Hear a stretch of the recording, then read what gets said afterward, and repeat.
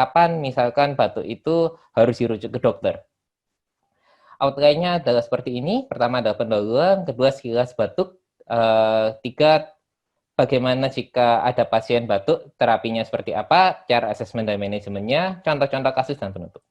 Oke, pertama pendahuluan, saya mengulang dari Dr. Seva bahwa batuk itu merupakan gejala yang umum yang ditemukan pada fasilitas kesehatan, bahkan salah satu studi, jadi saya menambahkan evidence saja, menyebutkan bahwa batuk adalah gejala nomor 1 yang dikeluhkan pasien pada dokter ini.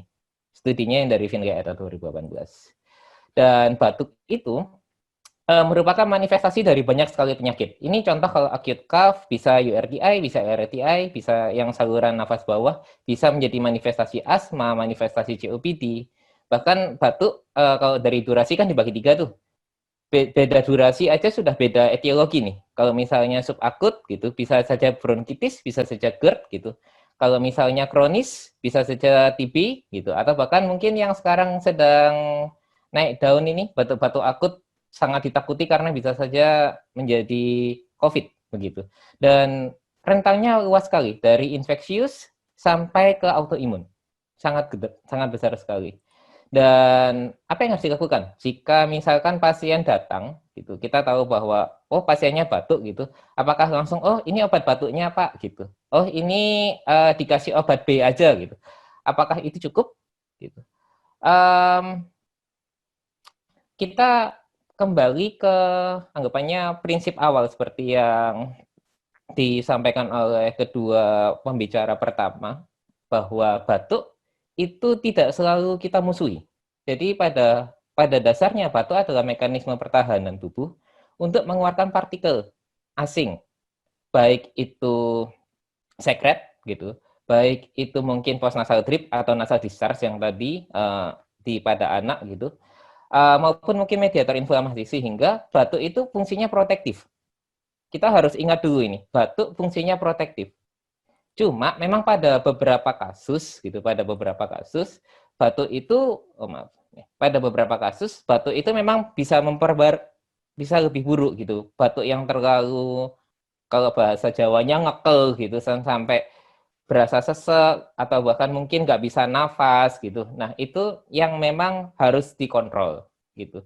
Sehingga yang namanya fungsi manajemen batuk itu kita harus menyeimbangkan nih, fungsi protektif dan fungsi gangguan yang dirasakan oleh pasien seperti yang dikatakan Dr. Seva tadi. Bahkan ada beberapa kasus di mana batuk itu malah jangan ditekan. Jadi ini contohnya untuk pasien COPD. Ini saya ambil salah satu guideline dari NICE, tapi sebenarnya guideline dari GOLD juga mengatakan hal yang sama. Pada pasien COPD, pemberian antitusif justru tidak disarankan. Should not be used. Jadi tidak disarankan, bukan tidak boleh sama sekali, tapi tidak disarankan. Mengapa? Karena pasien-pasien dengan COPD itu kan bisa dikatakan dahaknya itu keluar cukup banyak dan harus dikeluarkan gitu. Dengan adanya antitusif, kan dia neken ambang batas batuknya, sehingga batuknya dia lebih jarang. Jika dia terlalu ditekan, ambang batas batuknya terlalu ditekan, sputum malah tidak bisa keluar, retensi sputum, bukannya pasiennya membaik, jadi setelah pasiennya ya oke mungkin nggak batuk gitu ya, tapi setelah itu dia pneumonia, masuk ke rumah sakit. Sehingga kita harus benar-benar bisa dikatakan jangan sampai pengobatan kita itu malah mencelakai pasien. Gitu. Dan seperti yang saya sampaikan di slide awal gitu, bahwa batuk itu manifestasi dari banyak penyakit, bisa saja common cold, bisa influenza atau bronkitis gitu kan, bahkan mungkin yang berat seperti COPD atau asma, atau bahkan mungkin penyakit autoimun yang lain. Sehingga yang namanya terapi gitu, memang di luar soal medikasi ya, tapi terapi dari batuk tersebut harus gitu, berdasarkan pada underlying disease-nya gitu. Jika misalnya dia common cold, jangan kasih antibiotik yang, apalagi yang sekarang itu ngetren antibiotik yang kelas atas tuh, yang seharusnya di reserve untuk penyakit-penyakit berat seperti cefixim. Itu saya lihat banyak sekali mulai muncul. Pasien-pasien mulai tahu cefixim. Itu mengerikan karena cefixim merupakan generasi yang ketiga dan pasien tahu digunakan untuk common cold. Selain useless, dia juga bisa bahaya ketika nanti pasiennya benar-benar kena pneumonia.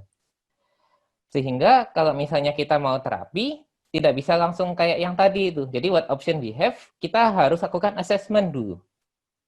Jadi kalau misalnya pasien beli obat, ini bagian seperti yang pada saat penataksana nyeri, kalau teman-teman juga mengikuti webinar yang nyeri. Jadi kalau misalnya pasien beli obat, jangan langsung kasih obatnya. Kita asesmen pasien dulu. Pasien batuknya kenapa sih? Gitu. Jangan-jangan pasiennya itu batuknya tidak bisa kita atasi. Kalau misalnya di apotek, tapi harus langsung segera dirujuk ke dokter. Nanti ada beberapa contohnya. Kemudian setelah kita lakukan asesmen pasien, sudah jelas gambaran penyakitnya, baru kita pilihin terapi untuk pasiennya. Setelah itu transaksi, dan setelah itu monitoring maupun edukasi. Jadi jangan langsung seperti ini nih. Jangan langsung seperti ini. Nanti ada beberapa kasus, termasuk beberapa pengalaman pribadi. Terus kemudian bagaimana cara melakukan asesmennya? Jika misalkan pasiennya datang dengan batuk, kita jangan buru-buru, oh obat batuknya A gitu, tapi tanya dulu, Pak, ini yang batuk siapa? Gitu. Jangan-jangan nanti kita sudah pede-pede ngasih obat batuk untuk dewasa, ternyata yang batuk anaknya gitu kan. Kita harus tahu dulu pasiennya siapa, usianya berapa, jenis kelaminnya apa, kemudian berapa lama simptomnya muncul, apa yang sudah diobati, apa yang sudah dilakukan untuk mengobatinya. Kemudian apakah ada obat rutin yang memang sering diminum. Yang ini bisa jadi karena obat yang diminum itu menyebabkan batuk, yang tentu saja terkena ACE inhibitor, atau mungkin obat yang diminum ini dapat berinteraksi dengan obatnya yang akan kita berikan, atau bahkan mungkin berinteraksi dengan penyakitnya. Jadi contohnya begini, pasien-pasien dengan gagal jantung agak serem kalau misalnya dikasihnya pseudoephedrine. Karena pseudoephedrine itu kan dia dapat meningkatkan respon dari adrenergik ya. Jadi itu kalau misalnya diberikan terlalu lama, dapat memperberat kondisi jantungnya. Itu salah satu contoh. Ini beberapa mnemonik yang bahkan sering saya pakai. Sumbernya di Benkinsop, Symptom Endofarmasi, teman-teman bisa milih. Ada 4 kalau di Benkinsop, tapi saya hanya highlight 2 aja, WAM, atau mungkin S-method nih. Jadi kalau S-method, berapa usianya, apakah dia atau orang lain yang sakit gitu kan, obat yang biasa dipakai gitu kan, obat yang selama ini diminum untuk mengobati gejalanya, dan sampai danger symptom, adakah ada danger symptom yang mungkin perlu diterapi oleh dokter, jadi tidak bisa kita terapi. Nah, ini adalah contoh-contoh nih. Kalau untuk batuk, kenapa kok kita harus tahu usia gitu? Karena usia pasien menentukan pilihan terapi dan apakah perlu merujuk ke dokter. Contohnya begini nih. Kalau misalnya kita batuk karena common cold ya, sama-sama karena common cold, bandingkan dengan mungkin orang tua kita yang usia 70 tahun, common cold, itu level danger-nya beda. Kalau misalnya kita mungkin sembuh sendiri, kalau misalnya orang yang lanjut usia, apalagi memang sudah ada penyakit penyerta, common cold aja bisa lari ke pneumonia.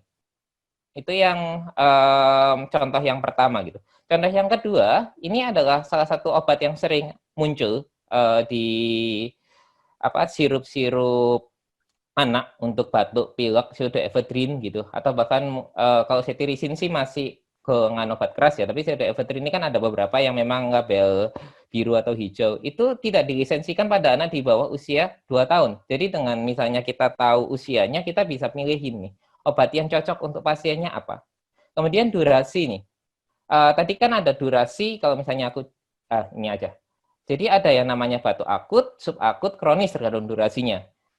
Batuk yang misalkan itu lebih dari 2-3 minggu, itu kan berarti masuk subakut atau kronis. Ini adalah contoh batuk yang lebih baik dirujuk ke dokter.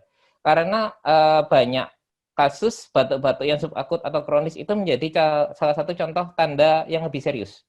Dari pembicara sebelumnya kan disampaikan bahwa kalau batuk karena common cold, biasanya 2 minggu sudah selesai, 10 hari sudah selesai.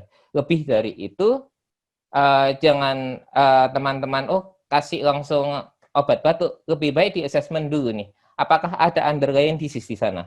Apakah mungkin pasiennya punya riwayat asma? Berarti mungkin manajemen asmanya yang belum terlalu baik gitu kan. Kemudian tipe batuknya, apakah dia batuk kering atau batuk berdahak? Ini kan sangat menentukan pilihan kita. Kalau misalnya batuknya berdahak, ya kita kasihnya kalau bukan mukolitik ya ekspektoran. Bahkan pemilihan mukolitik dan ekspektoran pun bisa jadi berbeda.